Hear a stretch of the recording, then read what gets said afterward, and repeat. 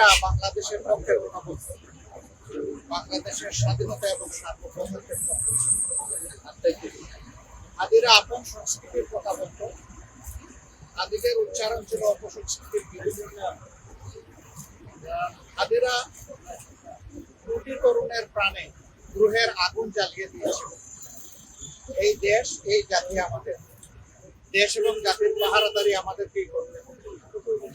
কোন কালো চিলকে আমাদের ভাইকে আর ছুমারার সুযোগ আমরা দেব। এটাই ছিল তাদের অঙ্গীকার। তারা বলেছিল জীবন দিব 24 দিবস। এটা কেন বলেছিল আমরা সবাই বুঝি। এটাই তাদের উপর। তারা কারো দিকে অন্যায়ের হাত বাড়ায়নি, কারো উপর নির্ভর করেনি। আদি আজীবন ইনসাফের কথা বলেছে। এমনকি বলতে বলতে এটাও বলেছে যে আমার শত্রুর প্রতি আমি ইনসাফ, আমি কোন শত্রুর উপরেও ইনসাফ করতে চাই না, এবং কেউ ইনসাফ করুক সেটাও আমরা করতে চাই।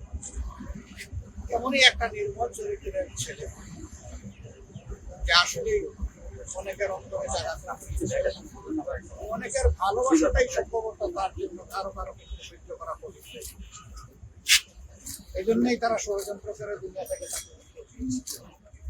কিন্তু যারা বিপ্লবী তাদেরকে খুন করে চেতনাকে খুন করা যায়, বরঞ্চ সেই চেতনা আরো ছড়িয়ে।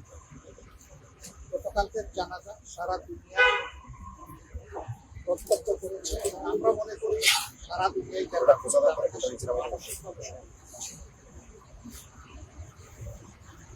আমরা শপথ নিতে চাই আল্লাহ তাআলা যে দেশে আমাদেরকে পয়দা করেছে, সেই দেশ, এই জাতির জন্য আমাদের সর্বোচ্চ দিয়েই আমরা লড়ে যাব,